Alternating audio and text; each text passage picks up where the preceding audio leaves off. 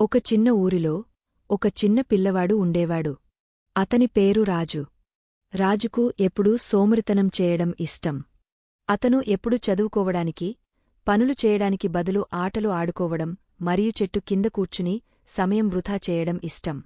అతని అమ్మ ఎప్పుడూ అనేది, రాజూ, సోమరితనం చేస్తే జీవితంలో ఏమీ సాధించలేవు. కష్టపడి పనిచేస్తేనే విజయం సాధించవచ్చు.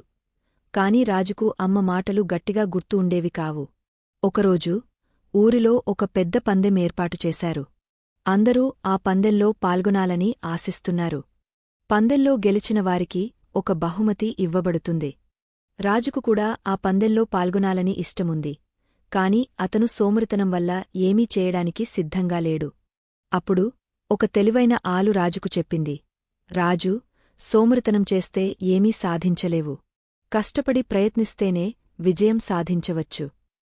నీకు నమ్మకముంచుకుంటే నీవు ఏదైనా సాధించగలవు. ఆ మాటలు విని రాజుకు కొంచెం ధైర్యం వచ్చింది.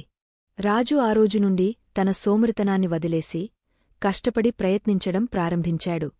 అతను ప్రతిరోజూ చదువుకునేవాడు, పనులు చేసేవాడు మరియు పందెం కోసం సిద్ధం అయ్యేవాడు. కొన్ని రోజుల తర్వాత అతనికి తనలో పెద్ద మార్పు కనిపించింది. అతను చదువులో ముందుండేవాడు మరియు పందెంలో కూడా మంచి ప్రదర్శన ఇచ్చాడు. పందెం రోజు రాజు తన శ్రేష్ఠ ప్రయత్నం చేశాడు. అతను పందెంలో గెలవలేదు, కాని అతని కష్టపడి ప్రయత్నించడం అందరినీ ఆశ్చర్యపరిచింది. అందరూ రాజును ప్రశంసించారు మరియు అతనికి ఒక ప్రత్యేక బహుమతి ఇచ్చారు.